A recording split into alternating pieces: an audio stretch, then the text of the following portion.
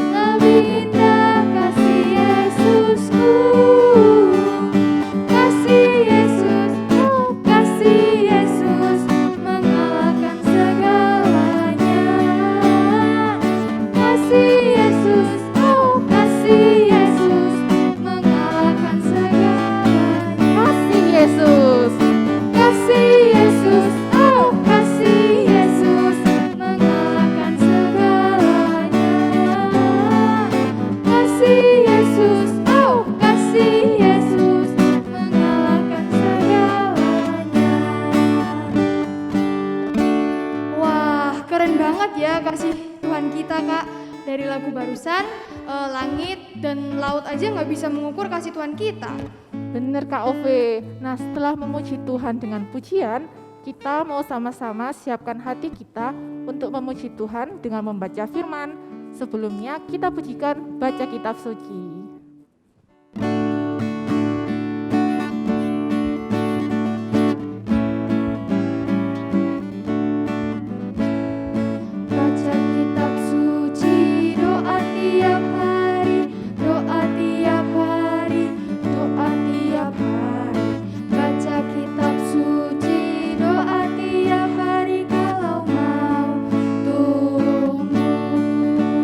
Kalau mau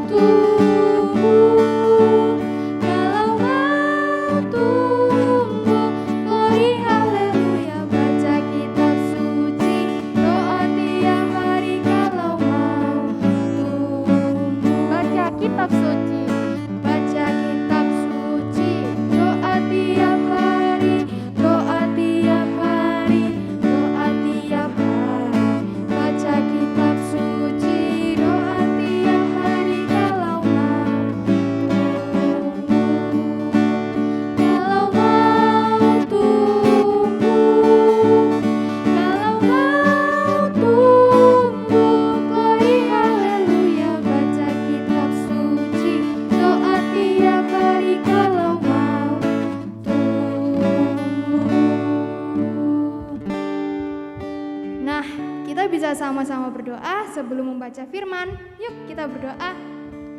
Tuhan Yesus, terima kasih atas berkat-Mu sehingga pada hari ini kami bisa berkumpul bersama teman-teman meskipun melewati YouTube. Tuhan, sebentar lagi kami akan mendengarkan firman-Mu. Berkati telinga kami, berkati hati kami, sehingga kami bisa menjalankan firman-Mu dalam kehidupan kami sehari-hari. Terima kasih Tuhan, di dalam nama-Mu kami telah berdoa. Amin. Amin. Nah, Kak Ove, aku ada pertanyaan nih buat Kak Ove dan juga adik-adik yang ada di rumah. Misalnya Kak Ove atau adik-adik ini sakit, nah terus berdoa dan sembuh. Kira-kira apa yang dirasakan nih? Ya pasti seneng dong, adik-adik juga pasti senang karena akhirnya kita bisa main lagi, bisa belajar lagi. Pokoknya badan tuh bisa kerasa enak lagi tuh, udah bersyukur dan seneng banget. Nah, bener banget ya, pasti banyak dari kita yang merasa senang kalau doanya itu habis dijawab. Nah, pertanyaan selanjutnya nih, kalau habis senang doanya dijawab, terus ngapain ya? Apa ya Kak? Mungkin kita bisa belajar dari firman Tuhan habis gini. Wah, ide bagus Kak Ove. Nah, dari kakak akan menghitung dari 1 sampai 5 biar adik-adik bisa mengambil Alkitabnya di rumah. Yuk ya, 1, 2, 3, 4, 5.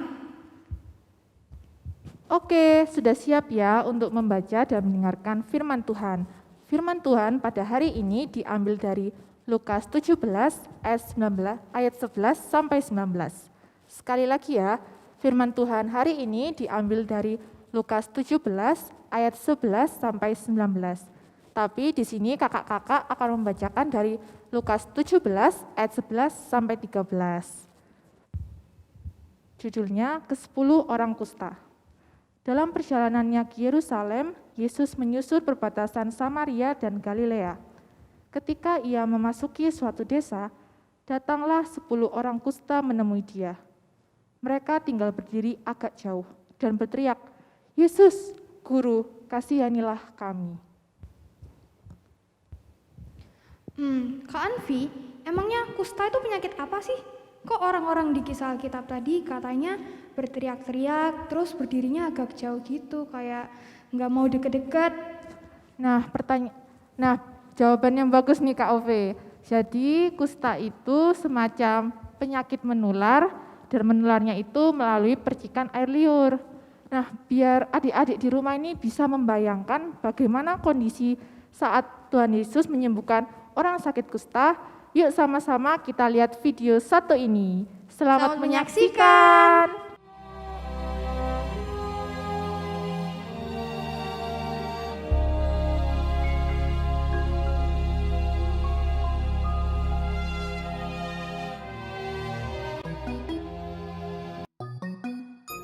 Dalam perjalanannya ke Yerusalem, Yesus menyusur perbatasan Samaria dan Galilea.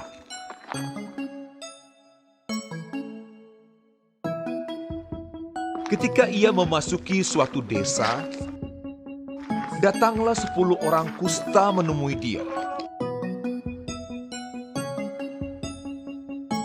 Mereka tinggal berdiri agak jauh dan berteriak, "Yesus, Guru, kasihanilah kami."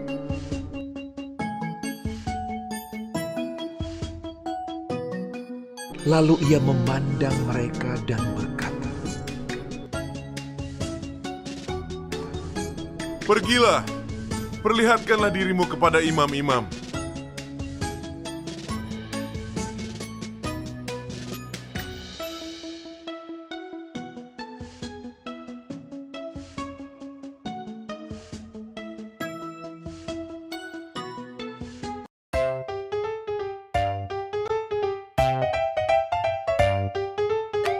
Dan sementara mereka di tengah jalan, mereka menjadi tahir.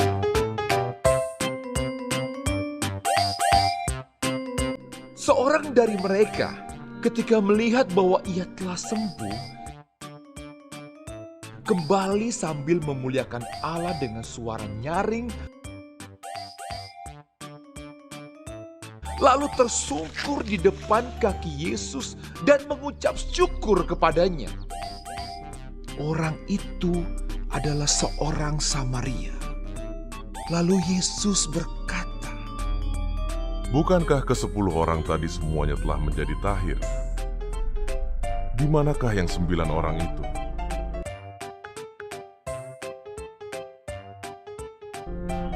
Tidak adakah di antara mereka yang kembali untuk memuliakan Allah selain daripada orang asing ini? Lalu ia berkata kepada orang itu, Berdirilah dan pergilah, imanmu telah menyelamatkan engkau.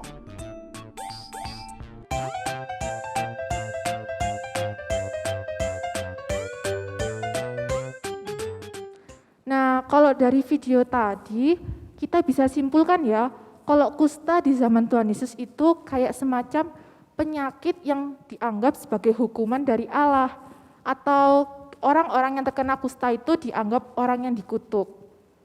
Oh, pantas saja ya Kak. Tapi Tuhan Yesus hebat banget loh. 10 orang tadi jadi tahir atau sembuh. Tapi nih Kak, aku penasaran. Kenapa tuh Kak Ove penasarannya? Masa cuma satu orang doang yang datang ke Tuhan Yesus balik sambil tersungkur dan mengucap syukur. Nah, cocok dengan obrolan tadi kita ya Kak.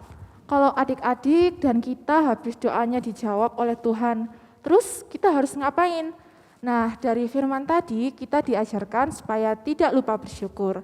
Dengan bersyukur kita mengingat bahwa Tuhan menjadi sumber kekuatan dan kesembuhan kita. Contoh nyata sebagai bentuk bersyukur pada Tuhan itu misalnya tetap menjaga kesehatan, selalu berbuat kebaikan kepada sesama, rajin beribadah gitu ya. 100 buat Kak Ove. Mantap. Nah, biar adik-adik di rumah dan kita nih bisa mengingat firman tadi, kita mau sama-sama mengucapkan ayat sedan. Ayat yang selalu diingat dan dilakukan. Bersama-sama, 1 Tesalonika 5 ayat 18a. Mengucap syukur dalam segala hal. Sekali lagi, 1 Tesalonika 5 ayat 18a. Mengucap syukurlah dalam segala hal. Nah, tiba saat ini adik-adik bisa memasukkan uangnya ke dalam celengan sebagai persembahan ya. Bagi adik-adik yang belum dapat celengan bisa menghubungi Bu Ida. Nah, setelah mendengarkan firman Tuhan tadi, yuk kita pujikan Laskar Kristus.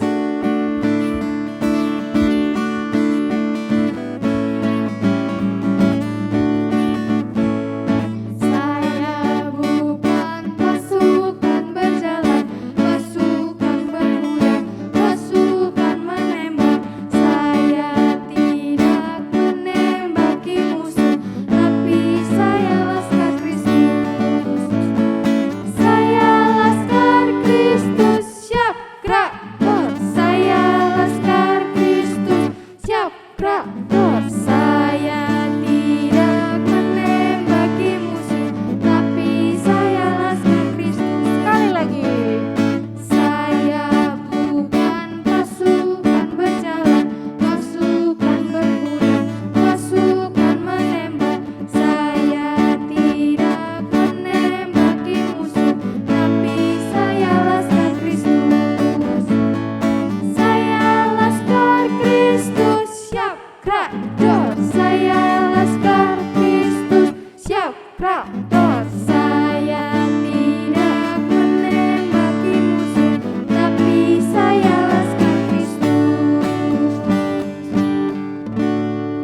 Nah, tiba kita di penghujung ibadah pada hari ini. Untuk doa syafaat, doa keluarga dan teman dipimpin oleh Kak Anfi. Dan doa sekolah, ibadah dipimpin sama Kak Ove. Oke, adik-adik di rumah, mari kita lipat tangan, tutup mata, dan kita berdoa. Tuhan Yesus, terima kasih karena atas berkat-Mu kami telah selesai dalam memuji dan mendengarkan firman-Mu.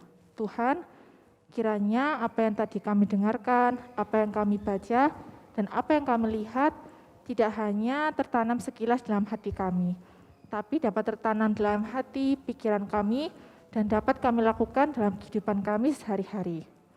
Tuhan, kami juga mau berdoa untuk keluarga kami, dari keluarga terdekat kami, mama, papa, adik ataupun kakak, dan juga dari keluarga besar kami, seperti kakek, nenek, om, dan tante.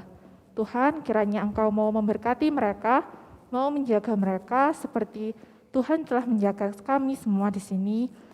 Dan juga Tuhan, kami mau berdoa untuk teman-teman kami, baik teman-teman sekolah, teman-teman di rumah, ataupun teman-teman di gereja.